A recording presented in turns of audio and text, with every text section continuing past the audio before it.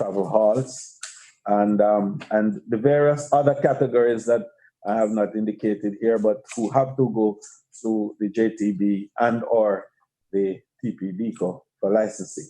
The accumulative revenue that we forego for that 6-month period, which would end September of this year, would be $9.7 million. So this would give some level of reprieve and hopefully help with the cash flow situation for a number of our partners out there. I want to make the point that this 6-month moratorium will be reviewed, depending, of course, on the length of time that it takes for us to recover and to get going. We're very concerned about that. The other key point that I wanted to make was that Professor Shirley has kindly consented to chair the cruise recovery program for COVID-19, and I wanted to announce that today because the panel that we have established is a very eminent one, which includes some of the best minds in the cruise sector, and we're hoping to have them begin to work as early as next Monday, so that we could start putting protocols in place, we could start engaging our partners to get that sector back on track as quickly as possible after the recovery. The what we call the land-based tourism, that is the bread and butter side of our tourism, that team, which I chair, will also start working on Monday.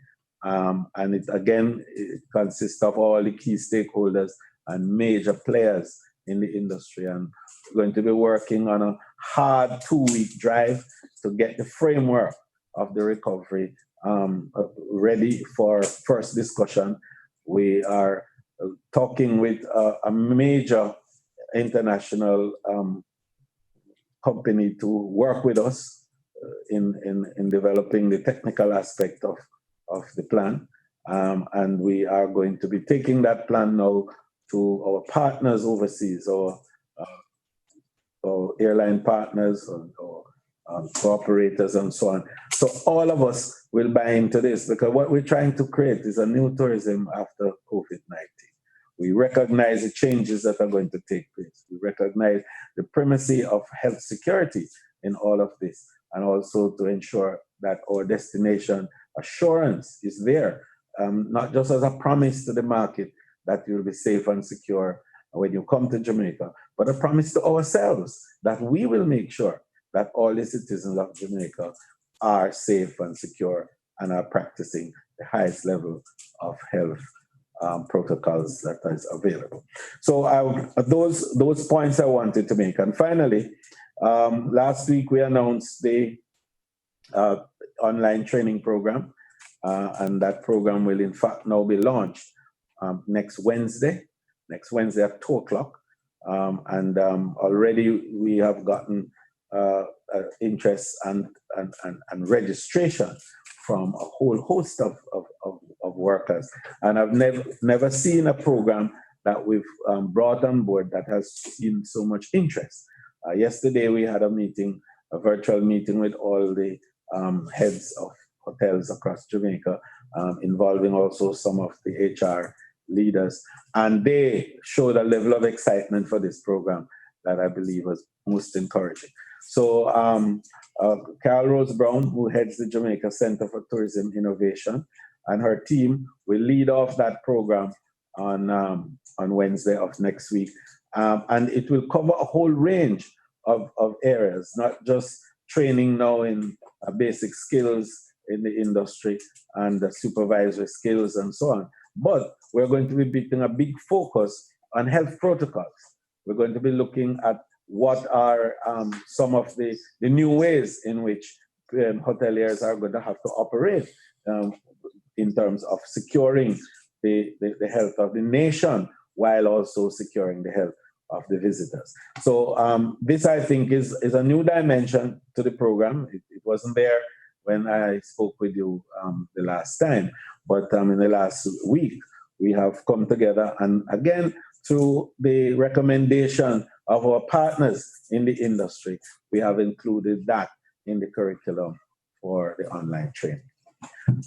So I want to thank you for giving us some time this morning. And now we want to open for questions that you may have. So I want to unmute. Remember the drill, you unmute and then you shoot your questions.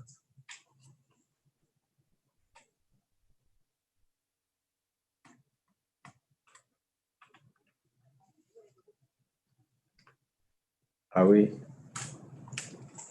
seeing people, but they're not. People, yeah. They're not. Are they here? They're not talking. You think they heard? Yes, are you hearing me? I'm just gonna say good morning just to test whether it's working, Minister. If you're hearing me, that means it's working. Yes. So you can invite anyone else in Zoom, sir, if they have a question, just to unmute and go ahead. So anyone in Zoom that has a question, just unmute and go ahead.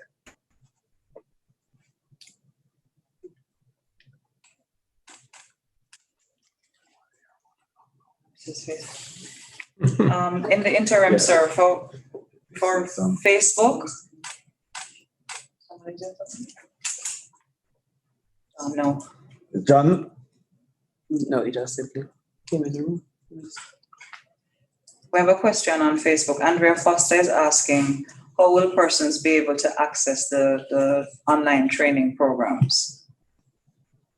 Oh, well, I think that we are going to be putting out, starting this weekend, a clear statement in terms of how you get online, how you access the details of that.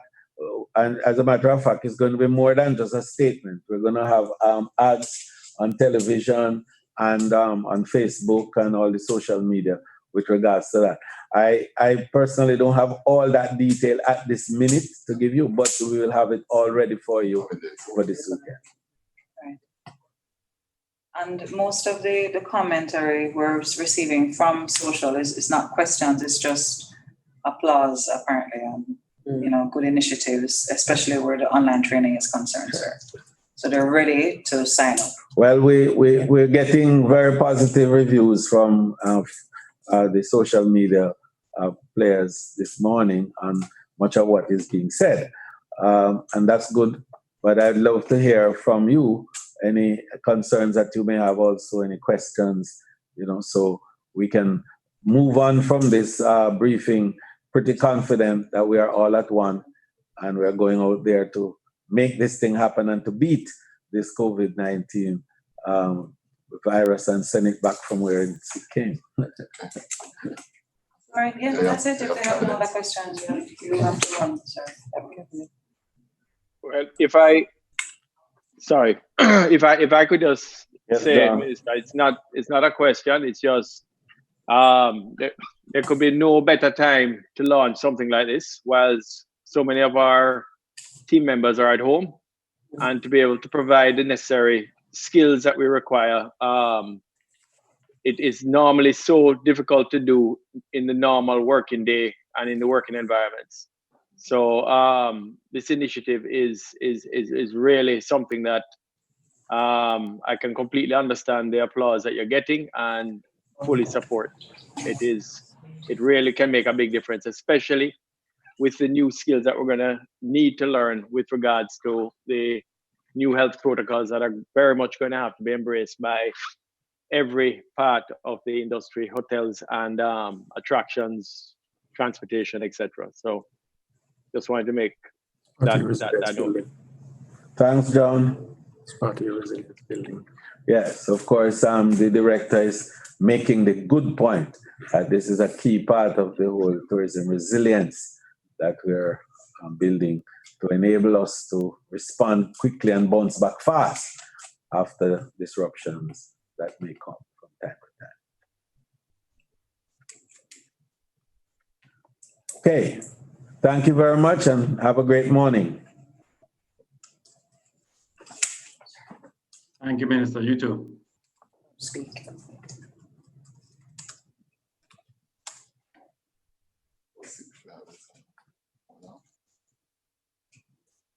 Mute.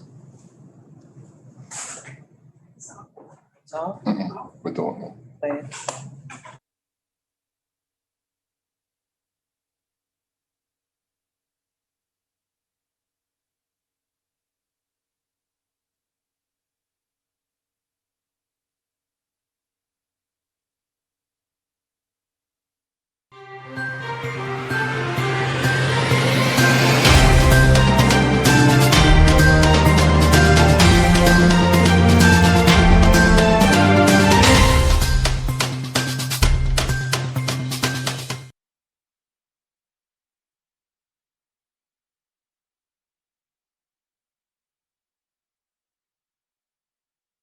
What can a little germs do?